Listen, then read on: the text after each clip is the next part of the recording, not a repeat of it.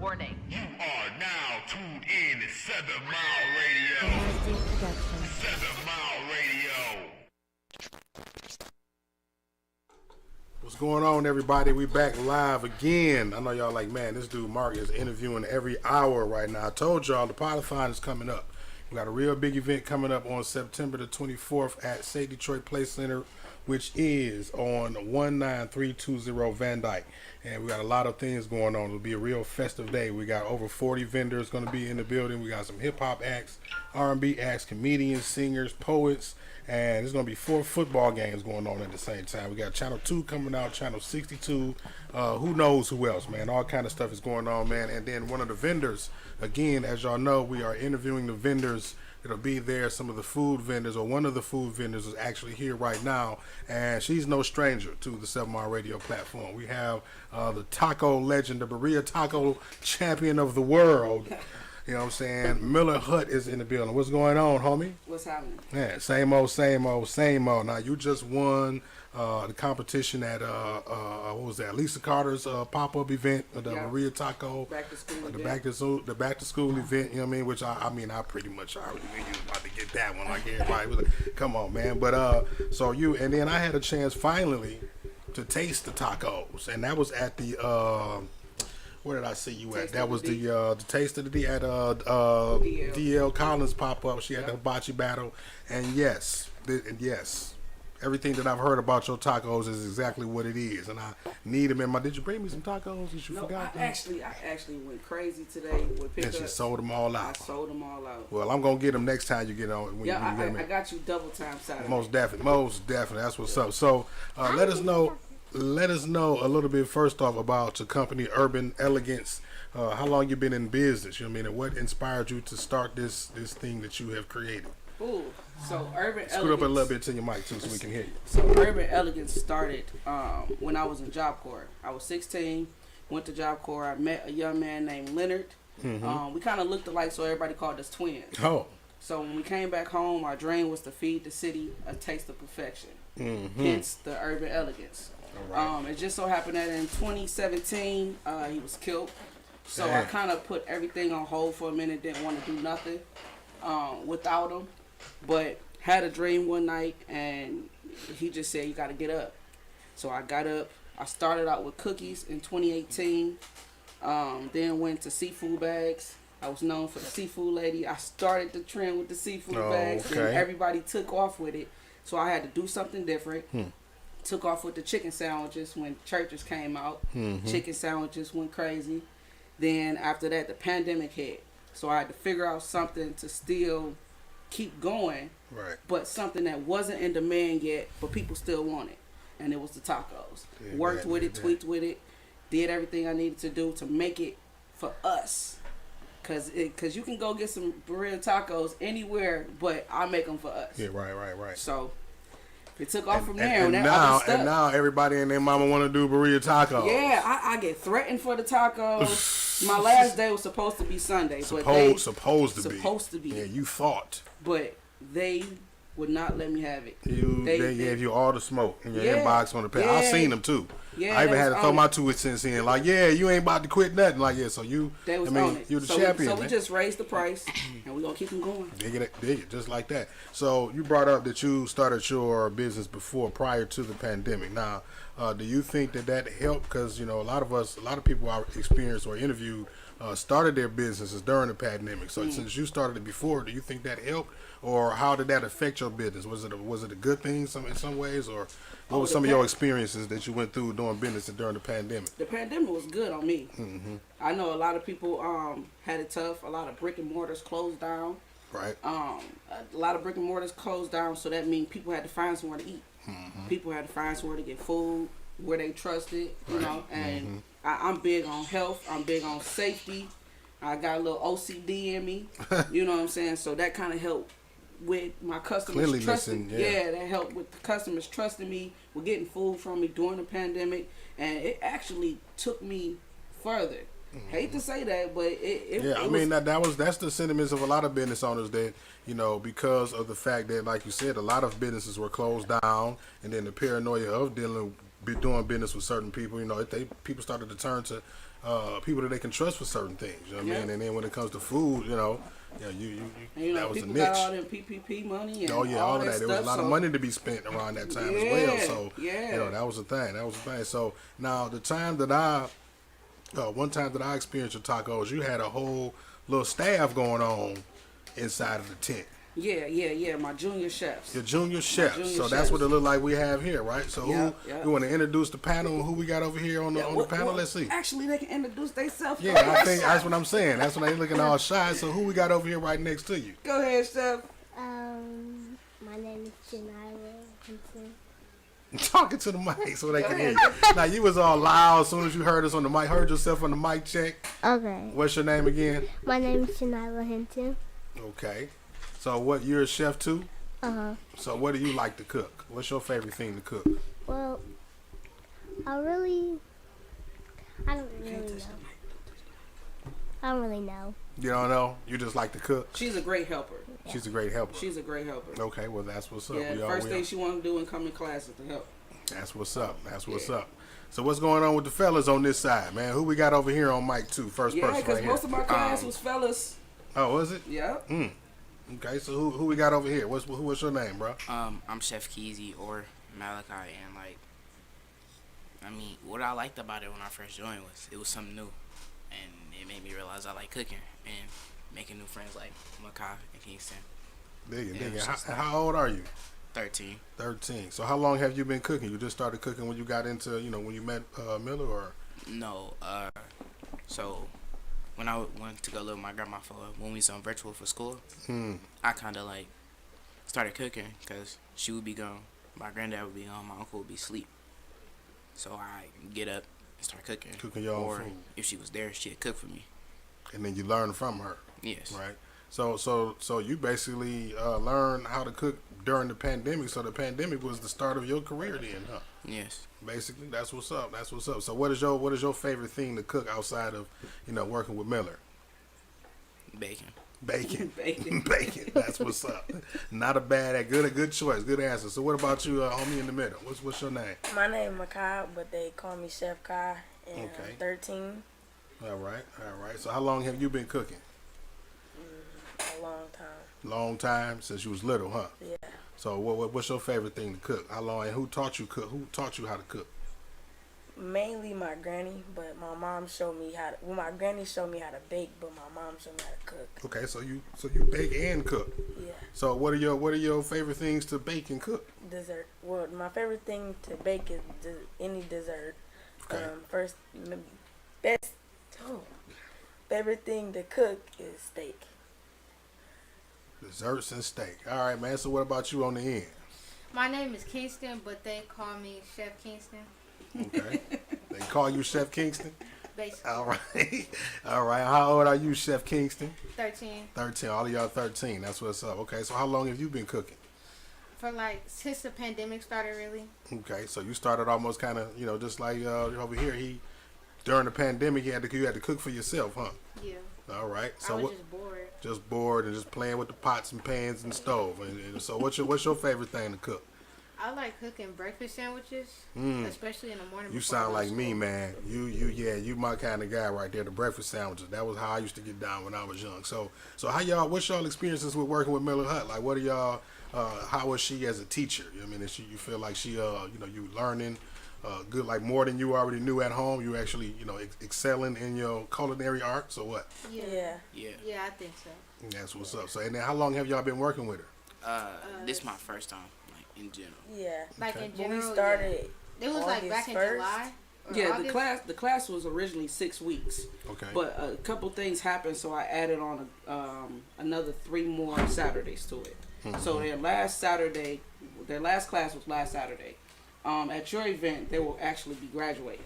Oh, So they'll get their awards and dig trophies that. and stuff. So these is gonna be my chefs at the podathon. Yep. Oh man, I'm looking forward to that. Yeah. So what made you, man? What inspired you to? Because when it comes to people cooking or any kind of entrepreneur starting a business, we all get to the point where we need a staff or we want a staff. Now, what made you go off into a class and teaching? Not only teaching, but directing it towards the youth? What was your reason behind that, or your inspiration for it? Well, when I was younger, my grandma always had me in something: piano, guitar, whatever, art. My grandma always had me in something, and I think that activities is very fundamental to the kids, especially with our city, how our city is, especially with the things that are going on with the youth in the city. So I felt like I wanted to give them some of my experience, some of my ones and twos, some of my life skills, and I feel like, and I wanted them to be able to also make friends too. Right. I have a little brother, and sometimes it's hard for him to make friends, and that kind of pushed me to wanting all the kids to bond, and that's exactly what they did.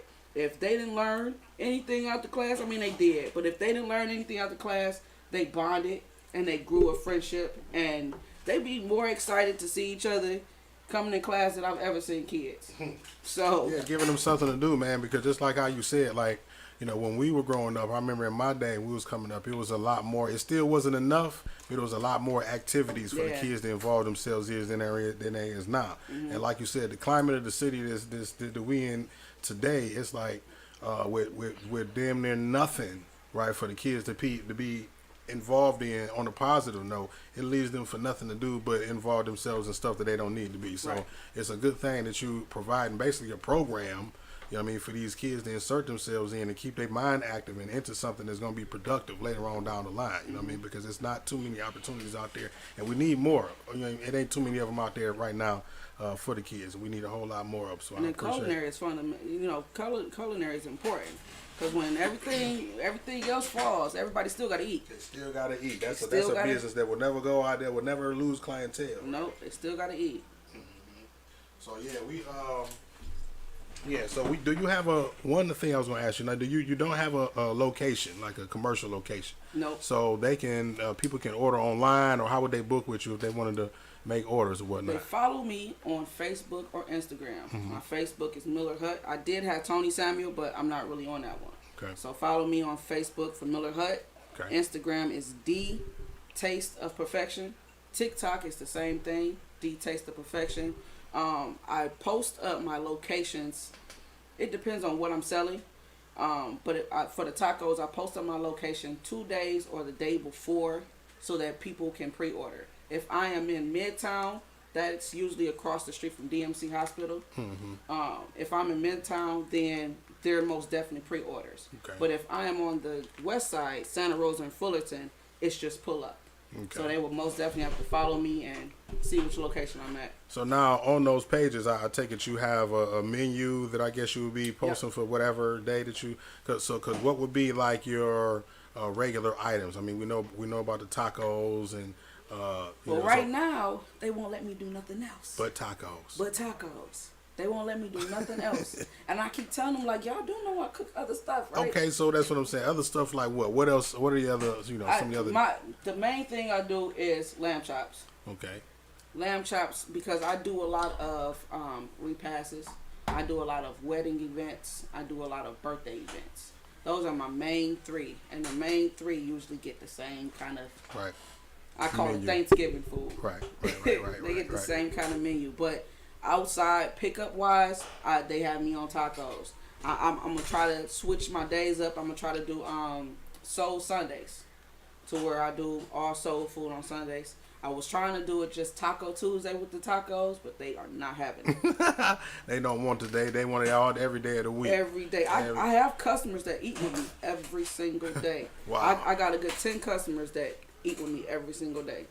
That's a testament to your product, though. You know what I mean? That's a good problem to have if you want to call it a problem. You know what I'm saying? So, but then that's the type of a loyalty that you want and consistency with your customers. You know what I mean? So you can't ask for nothing more. So with that being said, do you teach them everything as far as the different dishes? You teach them everything, or is it just focused on the tacos as far as what you're teaching them for the business? Well, this is my first class.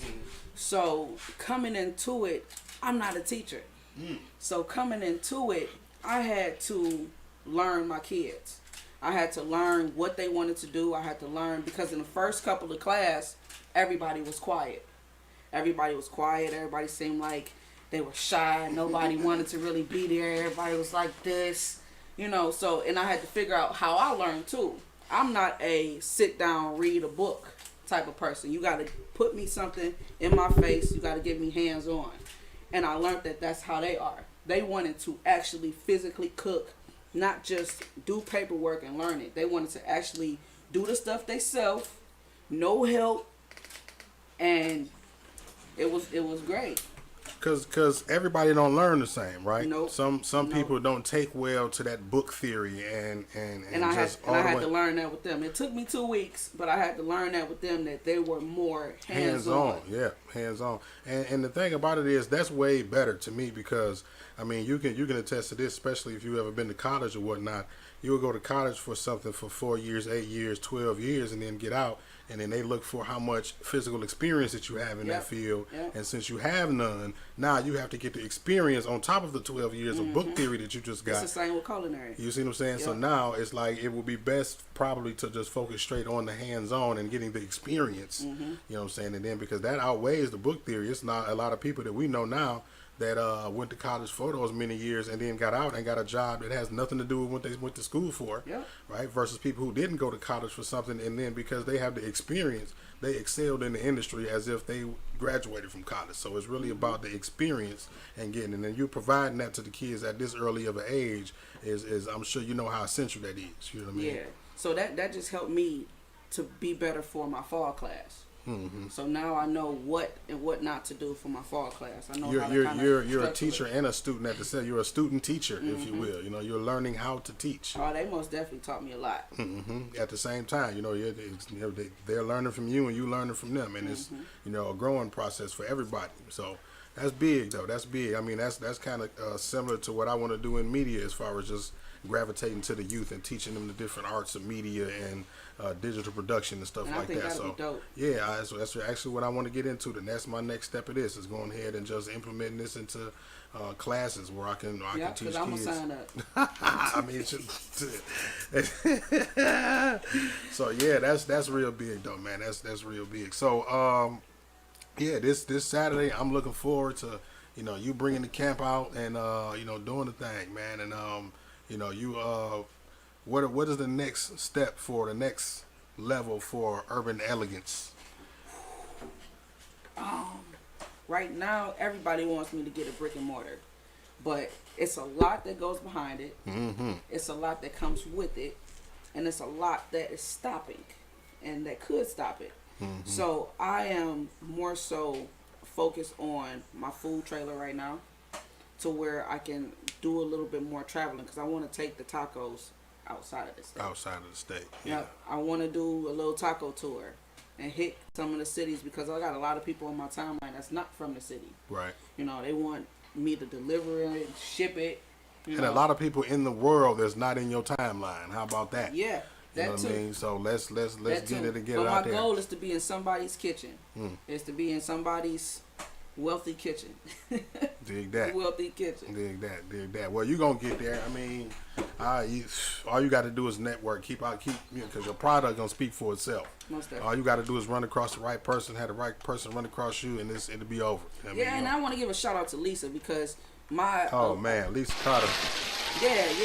Because Lisa provides events to where it's not just where you can make money. The networking is amazing. Man. And I've done, I don't know, I think maybe four or five of her events, and I've sold out every one, and I've networked like crazy. I've picked up so many clientele from her, from her events, and even from her just getting food and posting my, posting my food. Yeah. So big shout outs to Lisa, because she has helped my business tremendously. I mean, big shout out to Lisa, because I mean that's pretty much how I met you. You know what I mean? As far as or networked originally. Well, was it Lisa Carter when you came through with Princess? That's what it was. I was about to say one of the shows. I met Princess through Lisa though. See, so again, bam, and then with me. Seeing you at her events, and then meeting you at DL, and it's all the same circle, man. So it's just like it's a real dope thing when she put together events. I told her like I was kind of scrambling her last one. I was preparing for her event like it was mine. I'm trying to get a tent ready and get some merchandise, but I'm on her for this next one. This fall one though. We're gonna be out there representing strong. But yeah, shout out to Lisa Carter and again especially for winning that Detroit Choice Award recently. So yeah, man, big up to that sister. She's doing the damn thing. She put on some beautiful events for the business owners in the city. So where's some of the other places that we can see you at coming up? Where are other places we can see you at? Like pop-ups? Your event? Well, the Podathon, of course. Yep, Saturday. Your event? Well, my class starts October. That's what I was going to 8th. ask you. That's another thing I was going to ask you. How can people get in contact with you if they want to sign up for your class or if they want to put their kid in your class? Just inbox me. Okay. On Miller Hut. Just inbox me.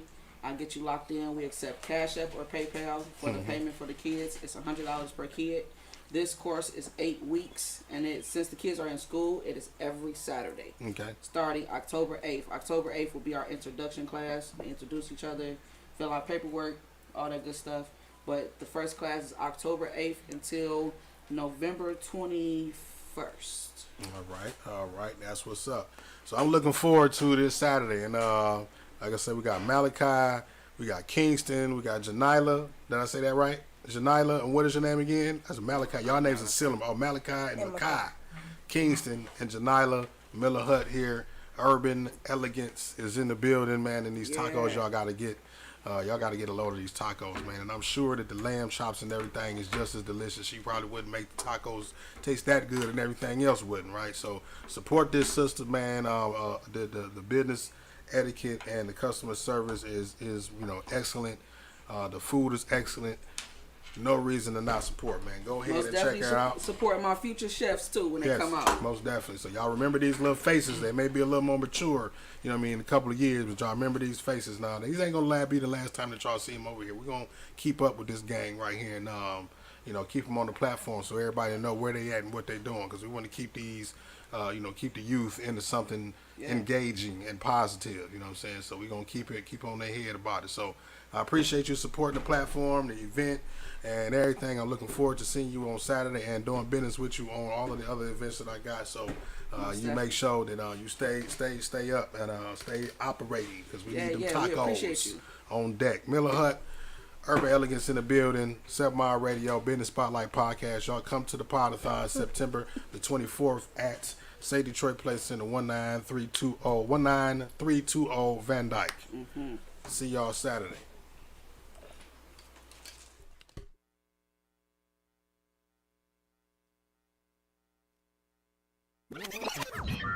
Warning. You are now tuned in to 7 Mile Radio.